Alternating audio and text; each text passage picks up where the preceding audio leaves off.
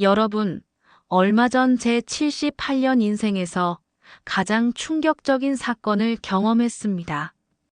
제주도 여행에서 만난 한 젊은 아가씨가 알고 보니 정말 상상도 못한 인물이었어요.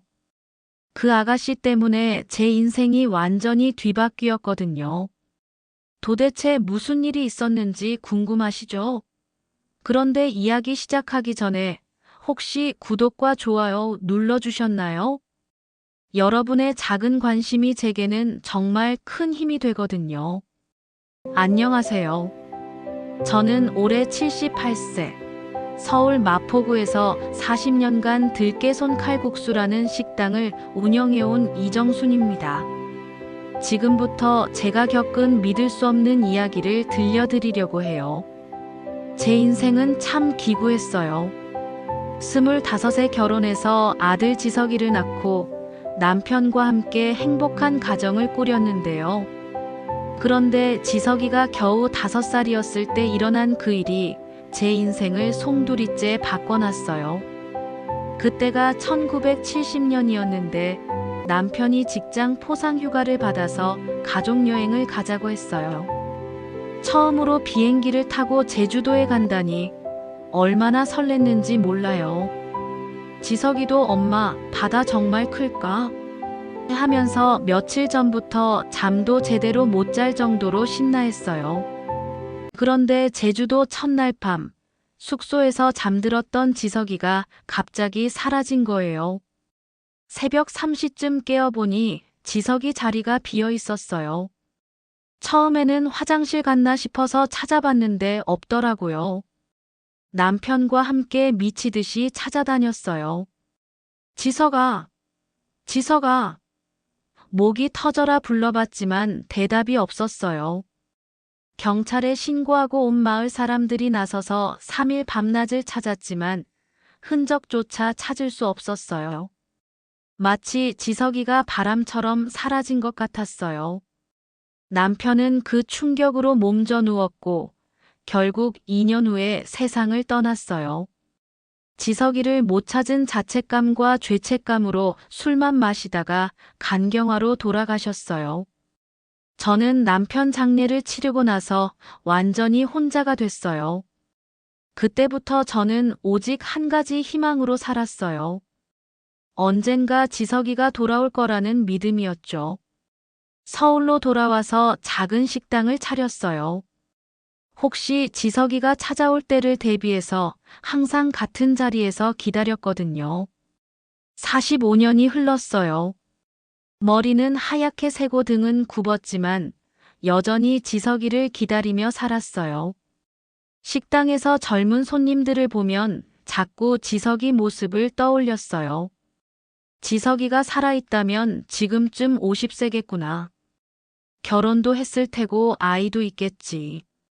그런 생각들로 하루하루를 견뎠어요. 몇 달 전 병원에서 정기검진을 받았는데 의사 선생님이 심각한 표정으로 말씀하시더라고요. 어머님, 건강이 많이 나빠지셨네요. 심장도 그렇고 혈압도 높고. 앞으로 무리하시면 안 될 것 같아요. 그날 밤 집에 돌아와서 거울을 봤어요. 주름으로 가득한 얼굴, 구부정한 어깨, 떨리는 손. 아, 내가 정말 늙었구나 싶었어요. 그리고 문득 이런 생각이 들었어요.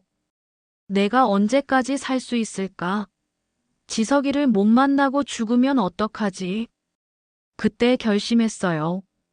마지막으로 제주도에 가보자고. 혹시 지석이에 대한 단서라도 찾을 수 있을지, 아니면 적어도 지석이와의 마지막 추억이 있는 그곳에서 제 마음의 짐을 조금이라도 덜 수 있을지. 식당을 일주일 동안 쉬기로 하고 제주도행 비행기표를 끊었어요. 48년 만에 다시 가는 제주도였어요. 비행기 안에서 계속 울었어요. 지석이와 함께 탔던 그때가 자꾸 떠올라서요. 제주공항에 내렸을 때 온몸이 떨렸어요.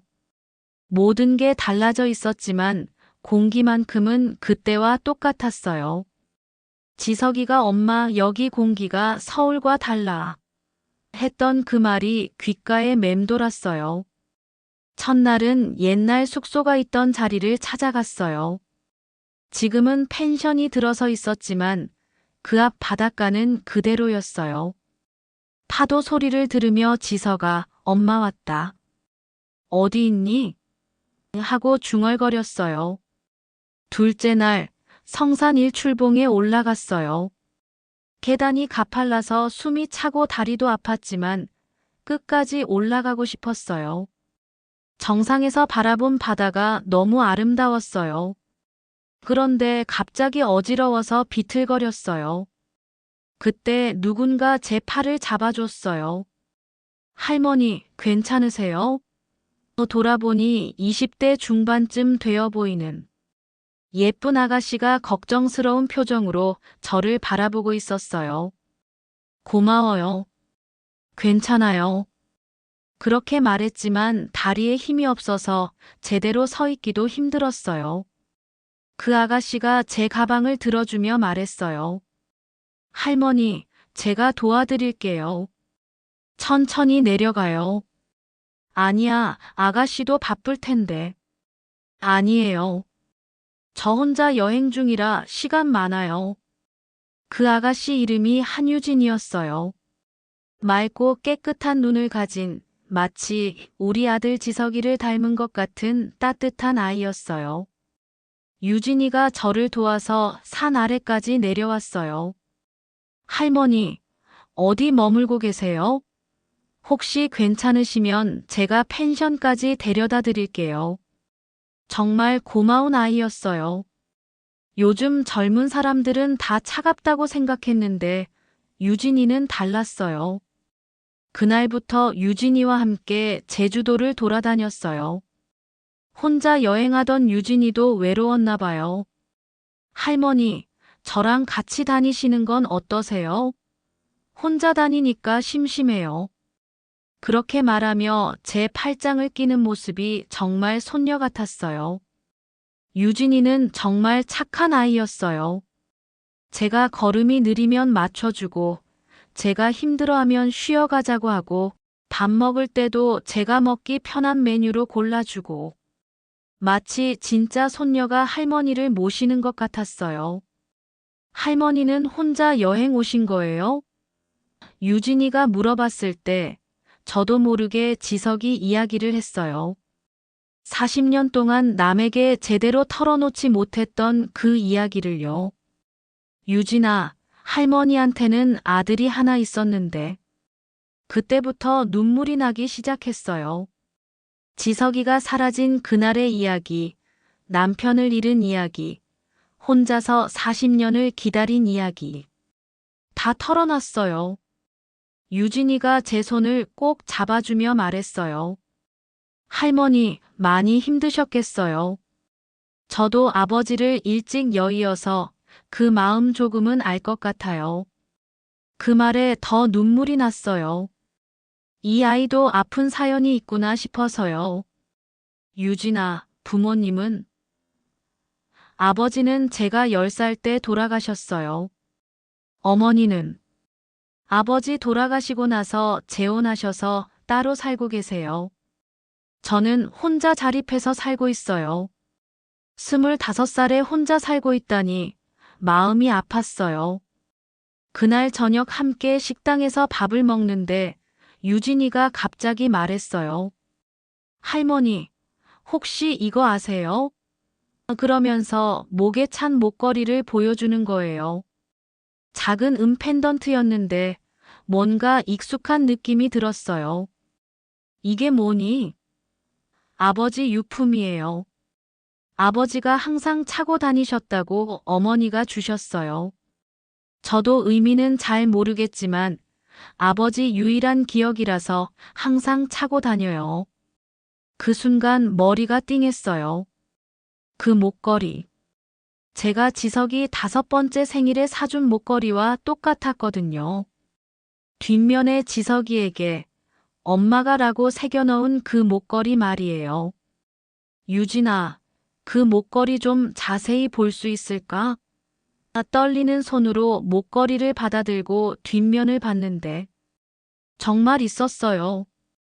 희미하게 남은 글자들이 지석이에게 엄마가 완전히 지워지지 않고 남아 있었어요. 온몸에 소름이 돋았어요. 이럴 수가 있나?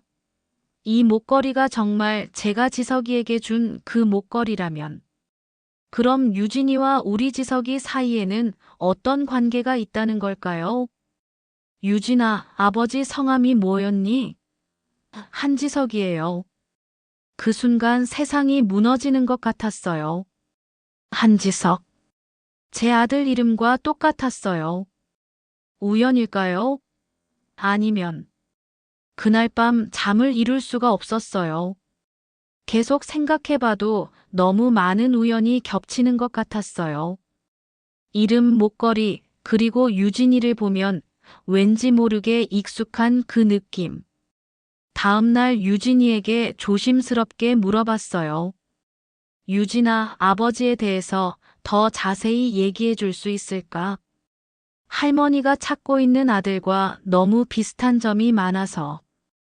유진이가 말하기를 아버지는 어릴 때 기억을 잃은 채로 부산의 한 고아원에서 자랐다고 했어요. 정확한 나이도 모르고 부모가 누군지도 몰랐대요. 그냥 고아원 원장님이 지석이라는 이름을 지어주셨다고. 그런데 아버지가 가끔 이상한 꿈을 꾸신다고 하셨어요. 바다가 나오는 꿈, 그리고 누군가 자신을 부르는 목소리. 지석아, 지석아 하고 부르는 여자 목소리 말이에요. 그 말을 들은 순간 눈앞이 캄캄해졌어요. 제가 40년 동안 부르고 불러온 그 이름. 혹시 정말 우리 지석이가. 유진아, 아버지가 몇 년도에 태어나신지 알아? 정확하지는 않지만 1965년경으로 추정된다고 했어요. 고아원에 온 게 1970년이었고 당시 5살 정도였다고 하니까 모든 퍼즐이 맞아떨어지기 시작했어요. 1965년생, 5살의 기억을 잃음, 1970년 부산 고아원. 우리 지석이가 제주도에서 사라진 게 1970년이었거든요. 유진아. 목소리가 떨려서 제대로 말이 나오지 않았어요. 혹시 정말 내 아버지가. 할머니, 왜 그러세요? 얼굴이 창백해지셨는데. 그때 갑자기 가슴이 너무 아파서 쓰러질 뻔했어요. 유진이가 깜짝 놀라서 저를 부축해줬어요. 하지만 곧 정신을 잃고 말았죠. 할머니, 정신 차리세요. 119에 신고해서 병원으로 실려갔어요. 병원에서 깨어났을 때 유진이가 제 곁에서 울고 있었어요. 할머니, 정말 다행이에요. 의사 선생님이 과로와 스트레스 때문이라고 하셨어요. 큰 병은 아니래요. 그때 병실로 누군가 들어왔어요. 정장을 입은 40대 남자였는데 유진이를 보더니 유진아, 할머니 괜찮으시냐? 고 물어봤어요. 알고 보니 유진이 삼촌이었어요.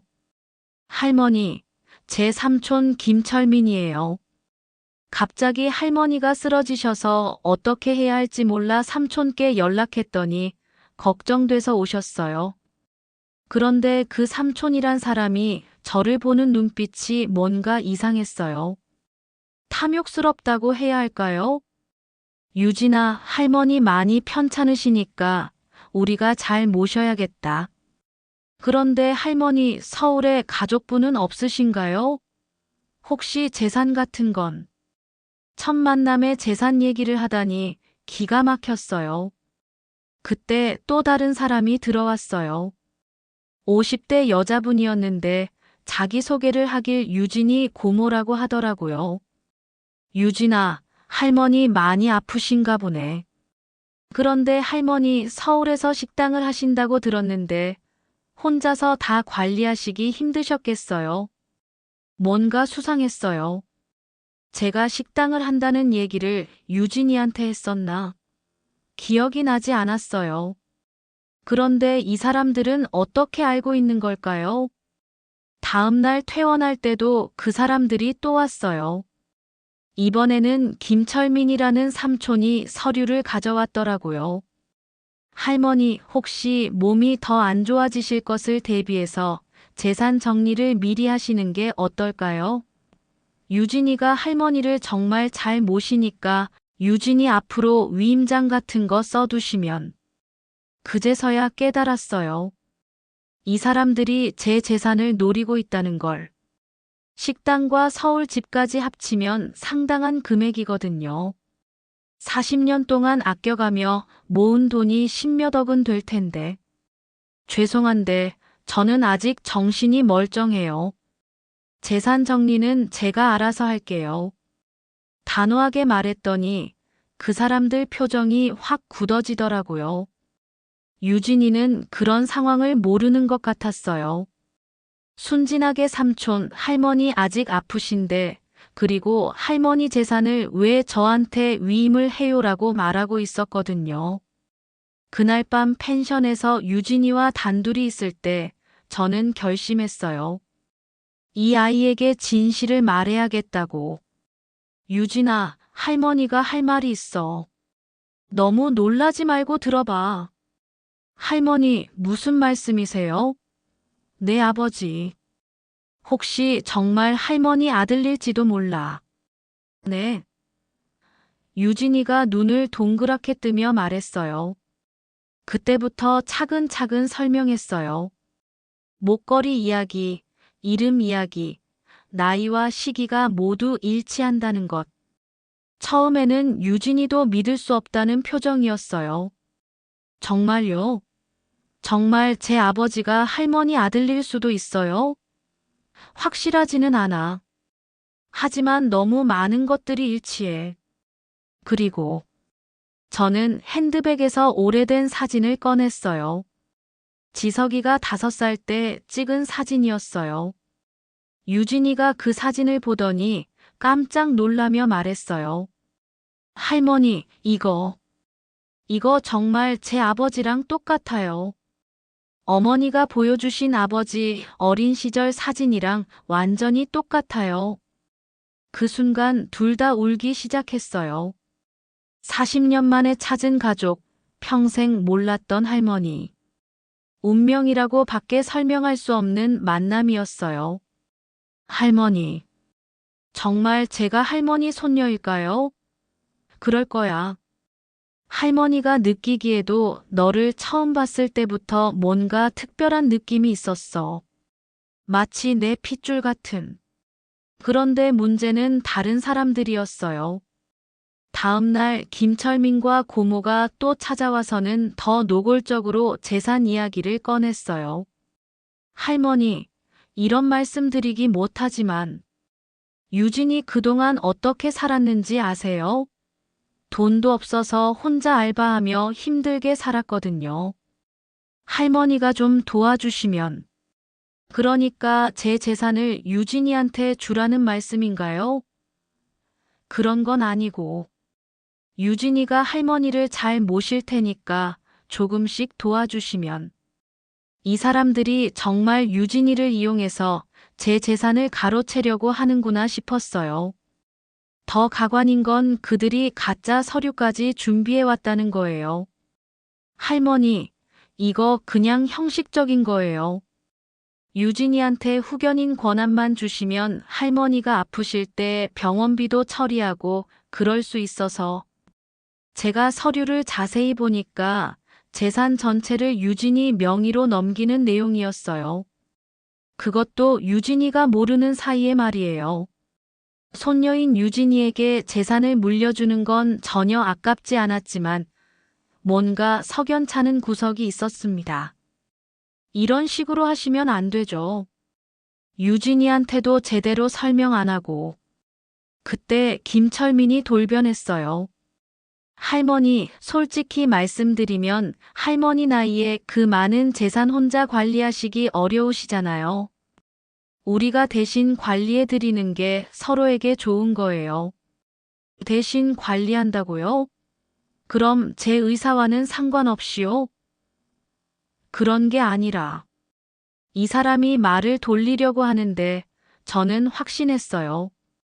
이들이 제 재산을 완전히 빼앗으려고 한다는 걸. 며칠 후 더 충격적인 일이 벌어졌어요. 펜션에서 나오는데 갑자기 차가 저를 들이받은 거예요. 끼. 급브레이크 소리와 함께 저는 땅에 넘어졌어요. 할머니. 뒤에 따라오던 유진이가 놀라며 달려와서 저를 부축했어요. 다행히 큰 부상은 아니었지만 허리와 다리가 아팠어요. 그런데 이상한 건 그 차 운전자였어요. 김철민이 아는 사람이었거든요. 아, 죄송합니다. 실수였어요. 그렇게 말하고는 그냥 가버렸어요. 뺑소니였죠. 유진이가 번호판을 외워뒀다고 했는데 나중에 확인해 보니 가짜 번호판이었대요. 그날 밤 병원에서 유진이가 울면서 말했어요. 할머니, 이상해요. 삼촌이랑 고모가 자꾸 할머니 재산 얘기만 해요. 그리고 오늘 사고도 너무 우연치고.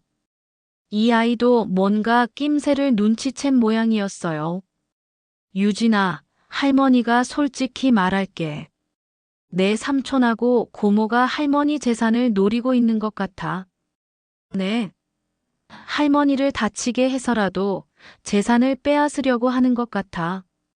그때 유진이가 충격을 받은 표정으로 말했어요. 할머니, 사실 저도 이상하다고 생각했어요.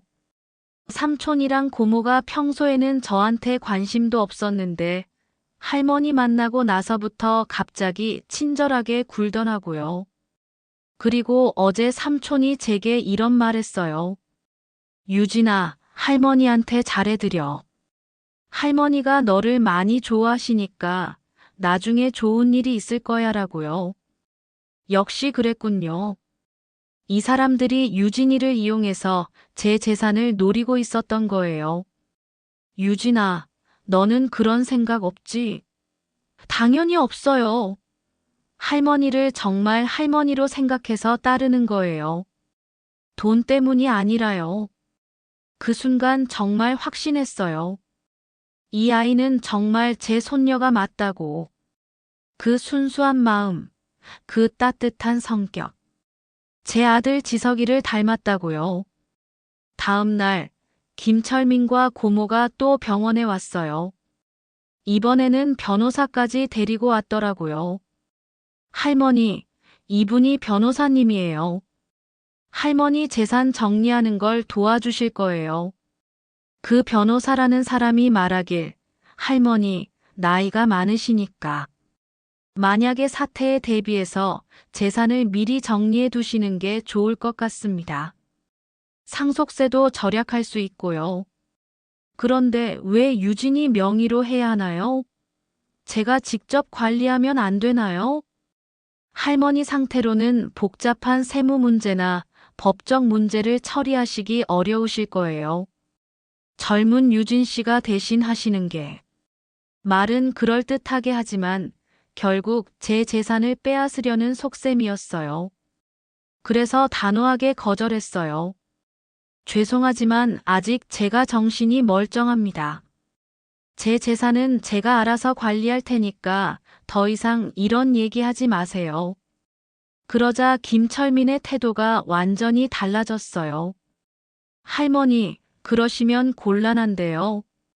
저희도 유진이 앞일을 생각해서 하는 얘기인데. 혹시 할머니가 갑자기 돌아가시면 유진이는 어떻게 해요? 그건 제가 알아서 할 일이에요. 아니에요. 저희가 유진이 보호자니까 저희가 결정할 권리가 있어요. 보호자? 갑자기 무슨 보호자 얘기인가요? 유진이가 놀란 표정으로 말했어요. 삼촌, 무슨 말씀이세요? 저는 성인이니까 보호자 같은 건 필요 없어요. 유진아, 내가 모르는 게 있어. 사실 너는 아직 법적으로 우리 보호하에 있어. 그때 고모가 서류를 꺼내더라고요. 유진아, 내 아버지가 돌아가시기 전에 혹시 모를 상황에 대비해서 우리를 내 법정 후견인으로 지정해뒀어. 그러니까 내가 큰 결정을 할 때는 우리 동의가 필요해. 유진이 얼굴이 창백해졌어요. 그런 건 처음 들어봐요. 저는 혼자 자립해서 잘 살고 있는데. 법적으로는 그래. 그러니까 할머니 재산 문제도 우리가 개입할 권리가 있는 거야. 이 사람들이 정말 치밀하게 계획을 세웠구나 싶었어요. 유진이를 이용해서 제 재산을 빼앗으려고 법적 장치까지 마련해뒀다니. 그날 밤 유진이가 울면서 말했어요. 할머니, 어떻게 해요? 정말로 그런 서류가 있으면. 저는 할머니를 도울 수도 없어요. 걱정하지 마, 유진아. 할머니가 방법을 찾을게. 다음 날 저는 혼자서 제주시내 변호사 사무실을 찾아갔어요. 진짜 변호사를 만나서 상담을 받았죠. 변호사님, 이런 상황에서 제가 어떻게 해야 할까요? 변호사가 서류들을 검토해 보더니 말했어요. 할머니, 이 서류들 위조된 것 같습니다. 법정 후견인 지정은 이런 식으로 되는 게 아니에요. 그리고 성인에게는 별도의 법적 절차 없이는 후견인을 둘 수 없어요. 그럼 가짜라는 말씀인가요? 네, 그럴 가능성이 높습니다. 이 사람들이 유진 씨와 할머니를 속이려고 가짜 서류를 만든 것 같아요. 정말 화가 났어요. 순진한 유진이를 이렇게 속이다니. 그리고 저까지도 완전히 바보로 만들려고 했다니. 변호사가 조언해줬어요. 할머니, 이런 경우에는 경찰에 신고하시는 게 좋을 것 같아요. 사기죄에 해당할 수 있거든요. 그럼 유진이는 어떻게 되나요? 유진 씨는 피해자예요. 아무 잘못이 없어요. 그래서 바로 경찰서로 갔어요. 경찰관에게 모든 상황을 설명하고 서류들도 제출했어요. 할머니, 이건 명백한 사기 시도입니다. 저희가 조사해 보겠습니다. 며칠 후 결과가 나왔어요. 김철민과 고모, 그리고 그 변호사라는 사람 모두 가짜였어요. 김철민은 유진이 진짜 삼촌이 아니라 그냥 아는 사람이었고, 고모라는 사람도 마찬가지였어요. 그럼 이 사람들이 처음부터 저를 속였다는 건가요? 네, 유진 씨가 서울에서 온 부유한 할머니와 함께 다닌다는 소문을 듣고 접근한 것 같습니다. 아마 처음에 유진 씨한테도 거짓말로 접근했을 거예요. 유진이도 충격을 받았어요. 저는 정말 삼촌이라고 생각했는데. 아버지 장례식 때도 와줬고 가끔씩 안부도 물어봐 줬는데. 경찰관이 설명해 주길. 이런 사기꾼들은 보통 장례식장에서 정보를 수집한다고 해요. 유족들이 슬퍼서 정신이 없을 때 친척인 척 접근해서 나중에 이용하는 거래요. 이 사람들이 할머니 교통사고도 계획한 건가요? 그럴 가능성이 높습니다. 할머니를 다치게 해서 판단력을 흐리게 하려고 했을 수도 있어요. 정말 무서웠어요.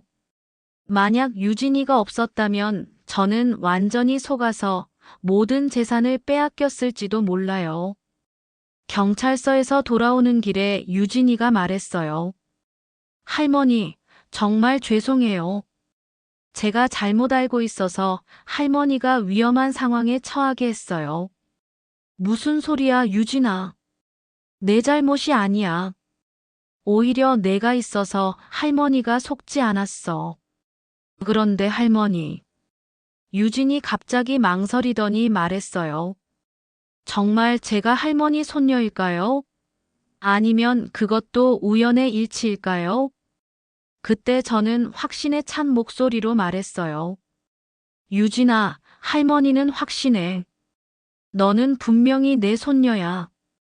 그 목걸이, 내 아버지 이름, 나이, 그리고 무엇보다 저는 유진이의 손을 꼭 잡았어요. 내 마음이 그렇게 말하고 있어. 정말요? 정말이야. 45년 동안 지석이를 기다려온 할머니 마음이 틀릴 리 없어. 내가 내 진짜 손녀야. 그날 밤 펜션에서 유진이와 함께 앉아서 아버지 이야기를 더 자세히 들었어요. 할머니, 아버지가 돌아가시기 전에 이상한 말씀을 하셨어요. 무슨 말? 제주도에 꼭 가보라고 하셨어요. 그곳에 가면 잃어버린 기억을 찾을 수 있을 거라고. 그때는 무슨 말씀인지 몰랐는데 지금 생각해보니 할머니를 찾으라는 말씀이었나 봐요. 눈물이 왈칵 쏟아졌어요. 지석이가 죽기 전까지도 저를 기억하고 있었다니. 비록 정확한 기억은 없었지만 마음 깊은 곳에서는 엄마를 찾고 있었다니. 그리고 아버지가 이런 말도 하셨어요. 유진아, 너에게는 할머니가 계실 거야. 아버지는 어릴 때 할머니와 헤어져서 찾지 못했지만 너는 꼭 찾아야 한다고요. 정말? 네. 그래서 제가 이번에 제주도 여행을 온 거예요. 아버지 말씀 때문에 꼭 한번 와보고 싶었거든요. 운명이었어요. 정말 운명적인 만남이었어요. 지석이가 하늘에서 우리를 이어준 거였어요. 다음 날 저는 중요한 결정을 했어요. 유진아, 할머니가 너에게 제안하고 싶은 게 있어. 뭐예요, 할머니?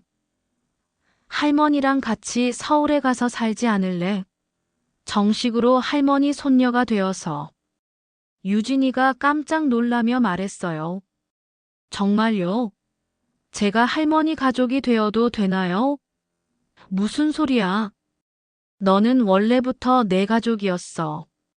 다만 늦게 만났을 뿐이야.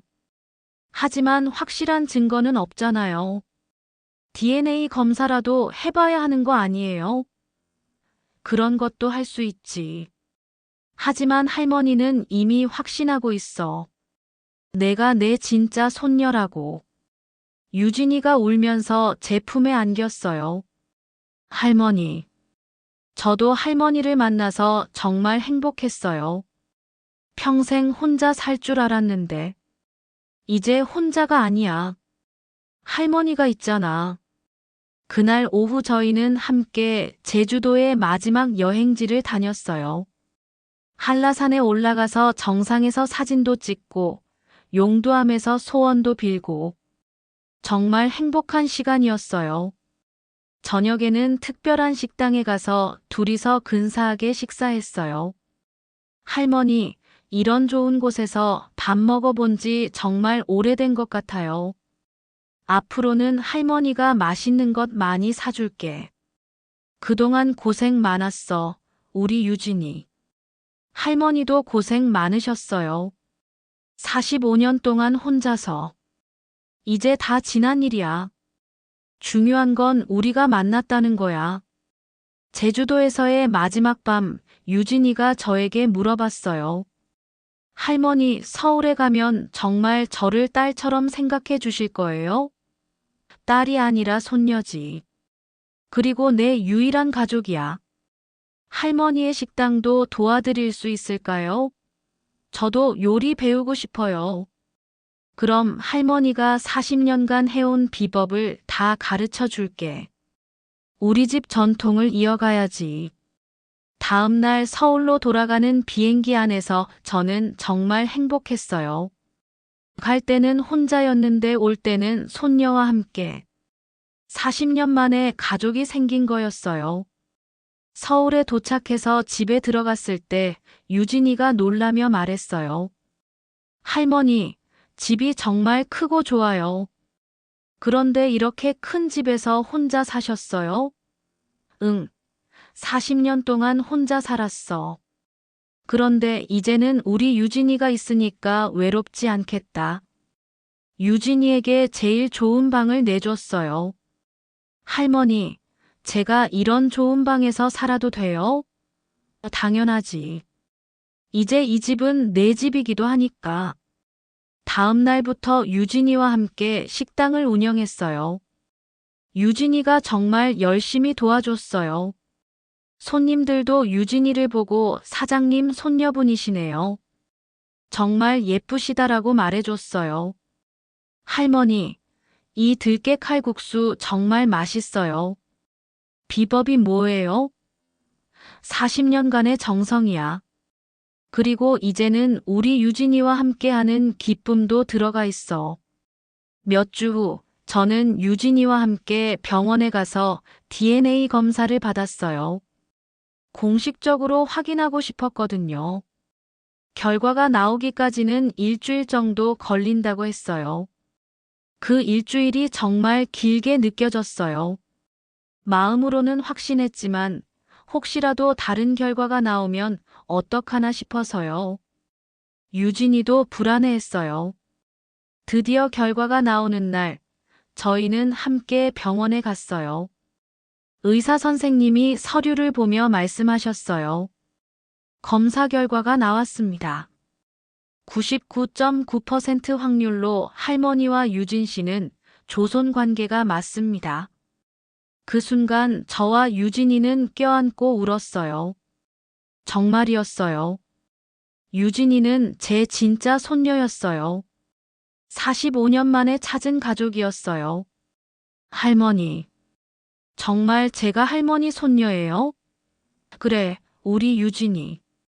정말 할머니 손녀야. 우리 지석이 딸이야. 병원에서 나와서 저희는 특별한 곳에 갔어요. 남편과 지석이 묘소였어요. 여보, 유진이를 데리고 왔어. 우리 손녀예요. 지석아, 엄마 왔어. 엄마가 늦게 와서 미안해. 정말 많이 보고 싶었어. 유진이가 묘소 앞에서 절을 올리며 말했어요. 할아버지, 안녕하세요. 저는 유진이에요. 이제야 할머니를 찾았어요. 그날 저녁집에서 유진이와 함께 앞으로의 계획을 세웠어요. 할머니, 저는 앞으로 어떻게 살아야 할까요? 우선 대학교를 마저 다니렴. 할머니가 학비 다 대줄게. 그리고 졸업하고 나서 정말로 식당을 이어받고 싶으면 이어받고 다른 꿈이 있으면 그것도 지지해 줄게. 할머니 정말 감사해요. 저는 할머니를 위해서 뭘 할 수 있을까요? 그냥 건강하고 행복하게 살아줘. 그게 할머니한테는 가장 큰 선물이야. 몇 달이 지나고 저희의 이야기가 지역신문에 실렸어요. 40년 만에 만난 할머니와 손녀라는 제목으로요. 많은 사람들이 저희 식당을 찾아와서 축하해줬어요. 사장님, 정말 영화 같은 이야기네요. 네, 저도 아직 꿈 같아요. 이런 일이 정말 일어날 줄이야. 유진이는 대학교로 돌아가서 열심히 공부했어요. 주말마다 식당에 와서 도와주고 방학 때는 아예 함께 생활했어요. 정말 행복한 날들이었어요. 어느 날 유진이가 말했어요. 할머니, 저 진짜 요리사가 되고 싶어요. 할머니 들깨 칼국수를 전국에 알리고 싶어요. 정말? 그럼 할머니가 제대로 가르쳐 줄게. 그래서 유진이는 요리 학원도 다니고 다른 유명한 식당에서 경험도 쌓았어요. 그리고 1년 후에는 정말 실력 있는 요리사가 되었어요. 할머니, 이제 제가 새로운 메뉴도 만들어 볼게요. 할머니 들깨 칼국수와 어울리는 메뉴들로요. 좋아, 우리 유진이가 만든 음식이면 분명 맛있을 거야. 지금은 유진이와 함께 식당을 운영한 지 2년이 됐어요. 식당도 더 커졌고 손님들도 많이 늘었어요. 무엇보다 저는 더 이상 외롭지 않아요. 할머니, 오늘도 정말 바빴네요. 그러게, 요즘 손님들이 너무 많아져서 좋은 일이야. 할머니 힘드시지 않으세요? 전혀. 우리 유진이가 있으니까 오히려 더 젊어진 기분이야. 가끔 유진이가 물어봐요. 할머니, 만약에 제주도에서 저를 못 만났다면 어떻게 되었을까요? 글쎄, 할머니는 계속 외로웠을 거고, 너도 혼자 힘들게 살았을 거야. 하지만 운명은 우리를 만나게 했어. 정말 운명이었을까요? 그럼, 내 아버지가 하늘에서 우리를 이어준 거야. 45년을 기다린 보람이 있었어. 어제는 유진이가 특별한 제안을 했어요. 할머니, 제가 결혼하면 아이 이름을 지석이라고 지어도 될까요? 아버지 이름으로요. 그 말에 눈물이 났어요. 유진아, 그러면 아버지가 우리 지석이가 정말 좋아할 거야. 그리고 할머니도. 저도 제 아이에게 할머니 이야기를 많이 해줄게요. 할머니가 얼마나 강한 분인지, 45년 동안 어떻게 기다렸는지. 지금 저는 80세가 다 되어가지만 매일매일이 행복해요.